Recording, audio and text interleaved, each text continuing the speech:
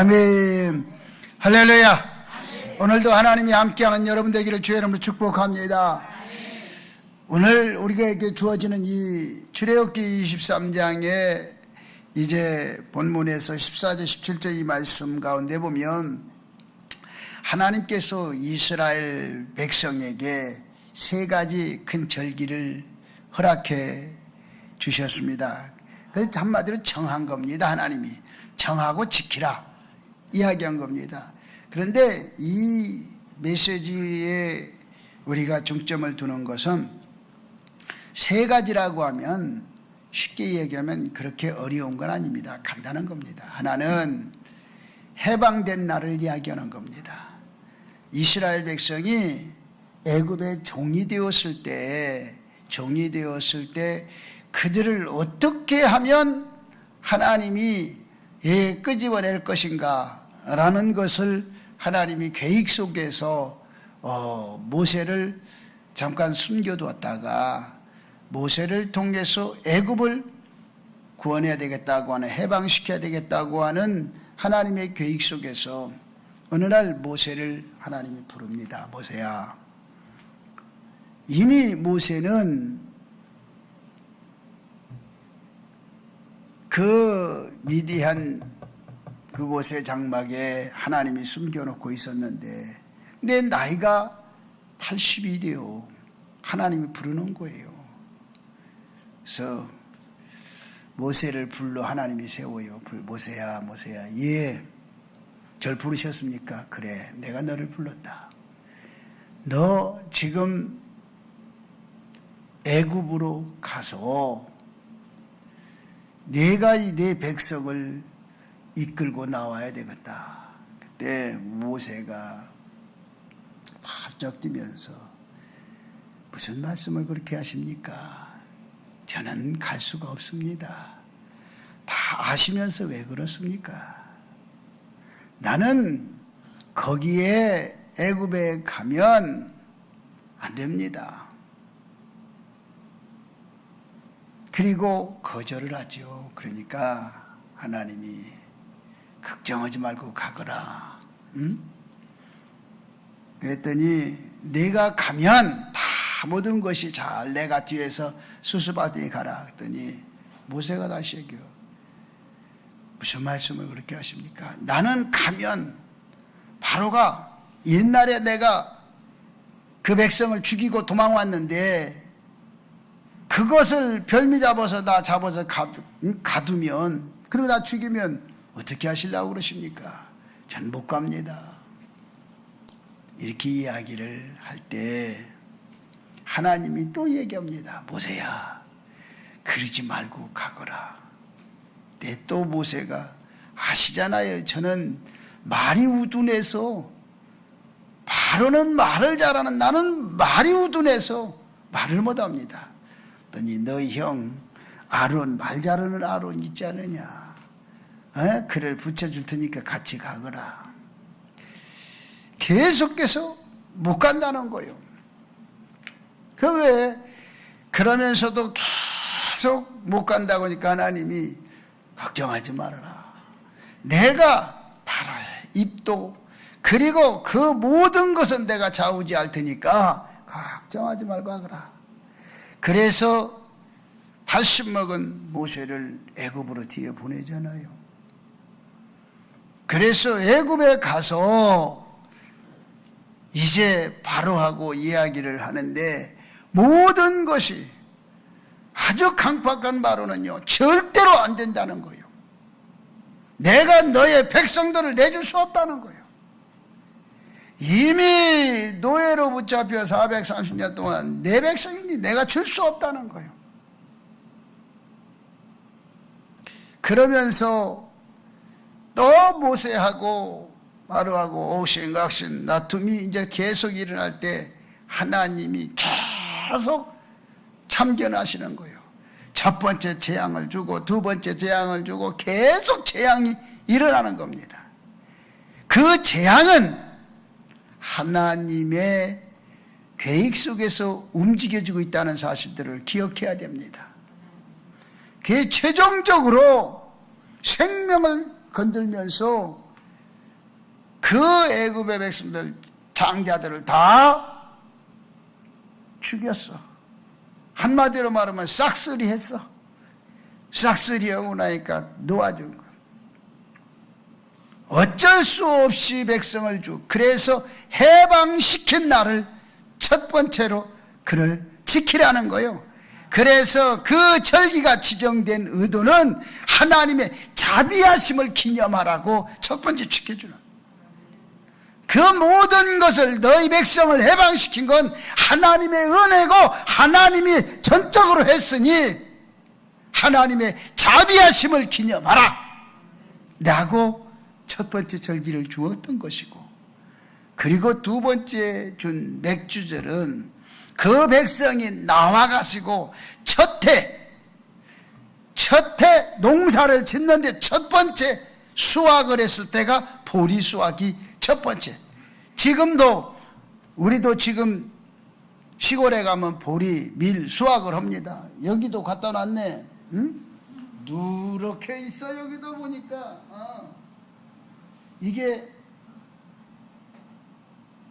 이거 밀인데 이건 진짜 익은 게 아니요, 가짜요. 이건 보니까 새파란 밀에다가 노란 걸 뿌려놨어. 칠한 거요. 저절로 익은 게 아니요. 이걸 뭐라고 한다? 그래, 가짜다. 그래서 사람도 진짜가 있고 가짜가 있는 거야. 이게 정말 무서운 거요. 이게 가짜가 무섭다. 이 가짜는 속에 비벼서 해도 안 나와. 전부 찌그러져서 없어, 먹을 게. 가짜는 열매가 없다 라는 거예요.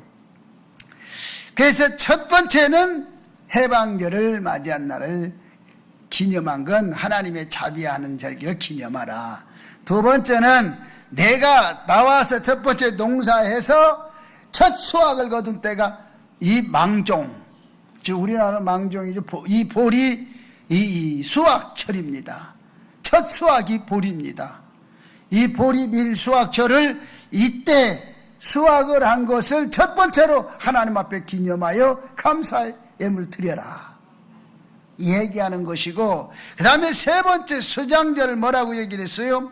여기에 보니까 수장절을 그 다음에 지켰는데 연말에 농사해가지고 연말에 창고에 걷어들일 때 그때 감사해서 드려라. 그리고 남자는 매년 3번씩 성전에 올라가 하나님 앞에 감사하라 얘기한 겁니다. 근데 이 내용을 전체를 보면, 첫째는 해방절을 기념한 것은 순수하게 하나님의 자비하심을 기념하는 것이고, 두 번째는 민족적 사건을 기억하여 생생하게 대대 그 후손들에게 물려줄 수 있는 그걸 기념하라는 거예요. 생생하게 보존하라는 거예요. 너희 백성이 이렇게 애굽에 종살이 할 때 하나님의 은혜로 너희 백성을 이렇게 모세를 통해서 해방시킨 것을 절대로 잊지 말고 생생하게 너희 후손들에게 보존시켜줘라 라고 하는 것을 기념하여 두 번째로 절기를 지키라고 얘기했고, 세 번째는 백성들 사이에 단결의 정신을 육성하고 종교 생활을 자극하여 깨우쳐 주는 데 있다는 것입니다. 그래서 너희가 절대로 어떤 일이 있어도 이 마지막으로 연말에 하는 수장절에 대해서는 절대로 이건 백성들이 하나로 단결해야 된다. 백성들이 하나가 되어야 된다 라는 것을 이야기합니다. 지금 우리 민족사를 들여다봐도 정말로 해방 일제에서 우리가 해방해서 지금까지 왔으면 첫째로 감사해야 되고, 두 번째는 기념해야 되고, 그날을 잊지 말아야 되고, 근데 또 헌금한 것을 갖다가 먹었네 안 먹었네 지금 난리 시끌벅적하고, 그러다 보니까 민족이 좌파 우파로 갈라져 난리를 치고 이렇게 되어서는 안 되는 겁니다. 우리는 이럴수록 하나가 되어야 되고, 전 세계는 지금요 재앙에 떨어져 있습니다. 재앙이. 어떤 데는 갑자기 맑은 하늘에서 이 결함만한 시간 우박이 떨어져 가지고 그냥 차고 뭐고 다 부서지고 그거 맞은 사람이 죽고, 그런가 하면 어떤 지역엔 일본 규슈 지방 같은 게 북쪽이죠. 그쪽에는 지금 어저께까지 토요일 날 새벽부터 저녁까지 비가 얼마나 와가지고 요양원들이 막 다 떠내려가고 그래갖고 막 한 15명이 죽고 9명이 실종하고 지금 막 난리고, 미얀마 같은 데도 지금 난리고, 전 세계적으로 보면요 지금 재앙이 아닌 재앙입니다. 이런 시대에 우리는 깨어 기도해야 되고, 이때 코로나19라고 하는 것이 와서 우리를 못 살게 굴어도 우리는 깨어 기도해야 합니다. 이것을 극복할 수 있어야 되고 이길 수 있어야 합니다.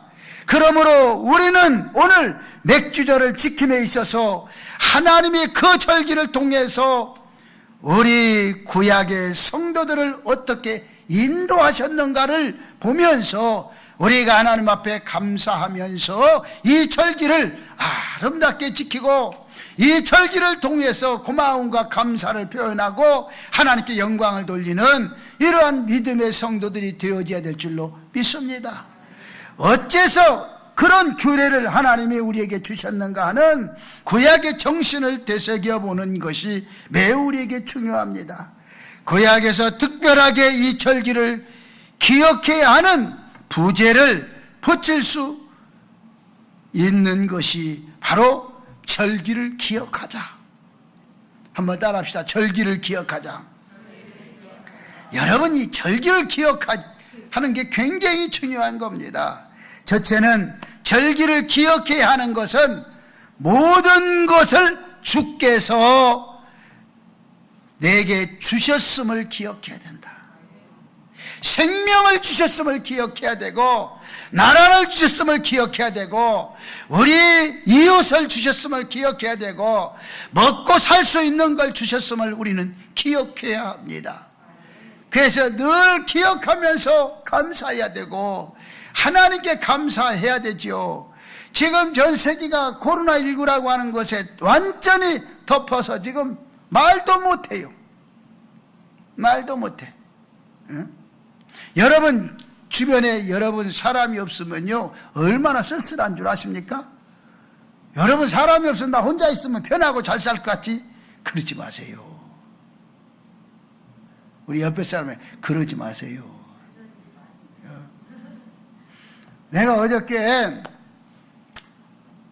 그 광주에 결혼식이 있다고 그래서 그걸 내가 인터넷에서 잠깐 봤는데 사람이 하나도 없어, 예식장에. 그리고 누구만 있냐? 혼주만 있어. 그 특이한 결혼식이라 그것을 인터넷에 올랐더라고. 그걸 보면서 야, 얼마나 쓸쓸할까, 얼마나 힘들까. 여러분 생각해 보세요. 잔치집에 사람이 하나도 없어. 비용은 안 들어가겠지만이 그래도 밥값만 안 들어가지 들어갈 건 다 들어가잖아. 사람을 4사람 놓고 찍거나 10사람 놓고 찍거나 사진값은 어차피 들어갈 것 아니요. 가만히 이걸 보면서 야, 주변에 사람이 있다는 게 얼마나 행복한지. 우리가 늘 살아가면서 정말로 모든 것이 주께로 왔음을 기억하고 감사하는 절기가 되어야 될 줄로 믿습니다. 그래서 신명기 16장 12절의 말씀 보면 너는 애굽에서 종되었던 것을 기억하고 그랬어요. 애굽에서 종되었던 걸 기억하고 그리고 이 규례를 지켜 행할지니라. 신명기 16장 12절의 말씀처럼 우리는 구원의 은혜로 된 것을 기억해야 됩니다.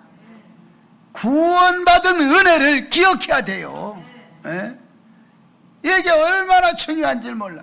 그 구원받은 은혜를 기억하고 애굽 땅에 종되었던 자리에서 은혜로 구원받은 것을 생각하며 현재 받은 영광을 기억해야 돼요.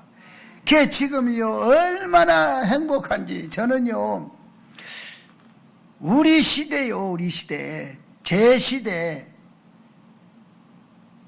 이 쌀밥을 먹기를 그렇게, 쌀밥 어릴 때 정말 쌀밥 한번 먹는 게 그렇게 소원이었어. 그렇게 소원인데 쌀밥을 안 주었어. 안 준 게 아니라 없어서 못 먹었어. 어? 보리밥이라도 하루 3끼만, 그것도 부러지잖아 이봐. 어? 보리밥이라도 하루 3끼라도 먹으면 그거에 감사한 일이고 고마운 일이었고 그게 행복이었어요. 하루 3끼 먹고 사는 것이 힘들었고 하루 3끼 내가 먹고 하루 견디는 게 힘들었어요. 그러니 그때 생각하면 얼마나 고마운지도 몰라. 지금은요 쌀밥이 있어도 안 먹어. 일부러 보리밥 먹으려고 잡곡을 먹는 게 뭐 어쩐다나. 이런 이야기를 젊은 사람들이 하면은요 꼰대, 또 저런 말은 나 때 얘기한다고 그랬었고 꼰대라고 그랬었고, 그러니까 젊은 사람들하고는 얘기가 안 되는 거예요. 뭐 얘기만 하면 또 꼰대 나온다. 이렇게 해서 말이 안 돼. 대화가 안 돼. 우리는 대화가 되어야 되는데, 그러니까 우리끼리니까 대화가 되는 거예요. 그 젊은 사람들이 이야기하면 당연히 그런 얘기하면, 옛날 보릿고기 얘기하면 저 꼰대도 얘기하고 나 때 얘기한다고 그래서 말들도 어디서 이상한 말을 만들어가지고 그렇게. 아니, 꼰대라는 얘기는 옛날 우리 어릴 때도 있었어. 응? 옛날 우리 어릴 때도 꼰대, 또 온다, 꼰대. 응? 그랬어요. 내가 벌써 20몇 년, 27, 8년 전에 여기 이 부천에 정명여고를 내가 그 가서 강의를 했는데, 그 강의하고 이제 내가 내려왔어요. 이렇게 산비탈기 학교가 있어서 그 산비탈기 내려오니까 애들이 끝나고 쫙 교문 앞에 있어. 그러니까 지 아버지가 이제 오는 거야 저쪽에서. 그러니까 야, 네 아버지 저 온다. 그러니까 꼰대 또 온대. 지 아버지 보고 꼰대래. 그래놓고 도망가면서 없다고 그러라고. 그리고 도망가 버리더라고. 세상은 이런 세상이요. 그래도 꼰대가 있으니까 내가 있는 거예요. 한번 따라합시다. 꼰대가 있으니까 내가 있는 거다. 그 고마운 걸 느껴야 하고 감사함을 느껴야 되는데, 그걸 그렇게 요즘 젊은 사람들이 무시하고, 거기에 이 사회는 또 젊은이들의 그 노름판에 춤추고 있고, 인생을 그렇게 살면 안 되는 거예요. 인생을 사람이 자기가 절제할 건 절제하고, 자기가 제대로 갈 건 가고, 존경할 건 존경하고, 잘못된 건 고치면 되고, 지가 안 하면 되는 거지. 그래서 우리는 늘 우리에게 구원의 은혜로 된 것을 감사하고 기억하는 여러분 되시고, 감사는요 모든 은혜로 된 겁니다. 여러분이 그래서 늘 감사하며 사세요. 감사하면 또 오는 것이고, 감사. 그래서 제가 어찌저게 글을 좀 지었어. 글을 써봤어. 그런데 내가 이 글을 옛날에 썼던 글이에요. 한날에 내 글을 시를 쓸 때 이게 시작에 올라왔던 이런 건데 이걸 잊어버렸어요. 그래서 내가 이렇게 이제 이 방송 설교를 이렇게 들어보니까 설교가 보편화가 돼버렸어. 이제는 보편화 설교가 안 되겠다. 그래서 이제 필요한 게 옛날 영의 설교가 또 필요하구나 생각을 하고, 옛날 안 쓰던 책들을 이렇게 찾아서 내가 몇 권을 찾아갖고 이렇게 뒤적뒤적 하니까 그 속에 내가 써놨던 옛날에 썼던 시가 하나가 들어있더라고. 그래서 그걸 찾아서 내가 보면서 그랬어요. 그런데 아름다운 것이요. 응? 하늘에는 별이 있어 아름답고, 땅에는 꽃이 있어 아름답고, 사람에게는 마음이 있어서 아름답고, 그리고 마음속에는 너와 내가 있어서 행복하다. 여러분은 별로 표정이 아름다운 것 같지도 않고 좋은 것 같지도 않아. 사람은요 항상 내 마음에 네가 있어야 되고 네 마음속에 내가 있을 때 행복한 거예요. 그래서 우리는 자연을 보고 행복하고 아름다워야 돼. 이 감사해야 되는 거예요. 그래서요 감사는 모든 것이 은혜로 된 것을 깨달았을 때 감사가 나와야 돼요. 그래서 우리의 모든 삶의 존재 가치가, 나의 삶의 존재 가치가 은혜로 되어져 갈 때 아름답고 행복한 거예요. 이걸 늘 여러분이 깨달아야 돼요. 내 삶의 자체가 그냥 내가 사니까 사는 게 아니라 내 삶의 자체가 하나님의 은혜다. 여러분이 늘 건강하면 여러분 건강할 때는 건강을 모르잖아요. 아파야 여러분이 건강할 때가 소중함을 깨닫잖아요. 여러분 건강할 때 감사하고, 건강할 때 건강 관리하고, 내가 먹을 맛집 살 때 여러분 고마움을 느끼고 감사하고 전략하고 그걸 가지고 아름답게 사용할 수 있는 그런 여러분 돼야 돼요.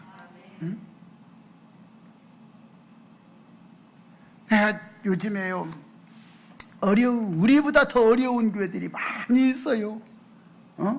이야기를요 요번에도 그래서 내가 어느 목사님과 식사를 대접하고 같이 식사를 같이 하는데 그냥 그분이 또 식사를 오히려 내가 대접을 하러 갔다 대접을 받고 왔어. 그 이야기를 이렇게 하고 있는데 참 어려운 교회들이 많아요. 저 지난주도 내가 어느 교회 가서 그거 월세 그거 좀 해결해 주고, 또 이번 주에도 또 어느 교회 월세 좀 해결해 주고, 이렇게 이게 제가 한 건 아니지요. 우리 성도님들이 다 하신 거 그런 일이지. 감사하죠. 그래서 이렇게 돌아보면서 느낀 게 있었어요. 이게 뭐냐, 너도 어렵고 나도 어려울 때 하나님을 기억할 수 있는 게 은혜다. 사람은요 내가 딱 어려운 시점에 부딪히면 아무도 생각이 안 나고 오직 누구만 나만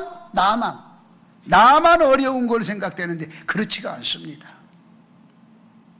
그때 나를 접고 상대를 돌아볼 수 있는 이 은혜를 갖는 여러분 되기를 주의 이름으로 축복합니다. 그래서 감사는요 은혜를 아는 사람의 마음속에서 솟아나는 열매예요. 한번 따라합시다. 감사는 은혜를 아는 사람의 마음속에서 솟아나는 열매다.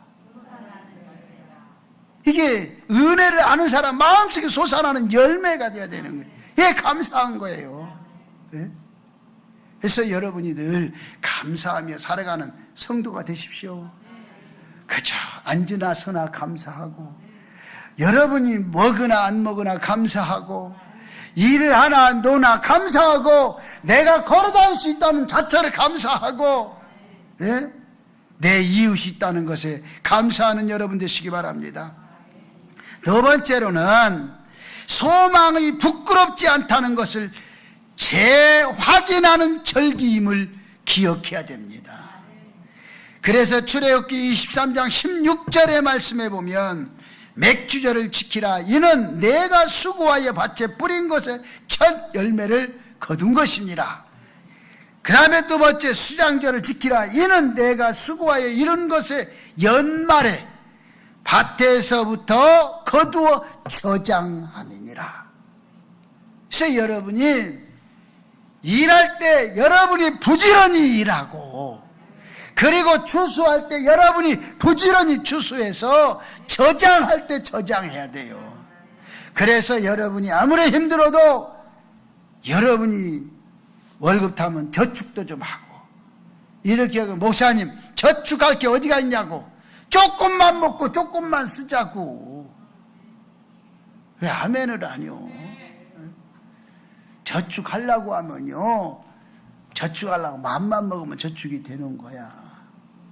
그러나 아무리 많이 벌어도 저축을 못하면요, 저축이 안 되는 거예요. 그래서 늘 우리가 저축할 때도 나를 위해서 저축하지 말고 이웃을 위해 저축하고 감사하는 마음을 갖고 저축하고 남을 위해서 저축하는 여러분이 되어야 됩니다. 그래서 어차피 이 사회가 사회 구성 요원으로 살아가려면 독불장군 없어 혼자는 못 살아요. 그래서 우리에게는 늘 그들의 수고가 헛되지 않게 하나님께서 밭에다 씨 뿌리는 게 헛되지 않고 밭에 가서 김을 메고 밭을 메는데 헛되지 않게끔 이른 비와 늦은 비를 주셔서 그것에 헛되지 않게끔 열매를 맺게 하셨다. 이게 하나님이 하신 거지 내가 하는 게 아니에요. 내가 아무리 노력하고 잘하려고 그래도 여러분 보세요. 아무리 잘하려고 그래도 한 번에 하늘이 열려가지고 쏟아져서 다 쓸어가 버리면 끝이 나는 거고, 그리고 아무리 밭에 이런 과일이 풍성해 익었어도 계란만한 우박이 떨어져가지고 다 두드려서 다 깨놓고 상품 가치도 없고 다 떨어져 버리고 그 아무 가치가 없는 거예요. 그래서 우리가 이렇게 사는 것에 감사합시다.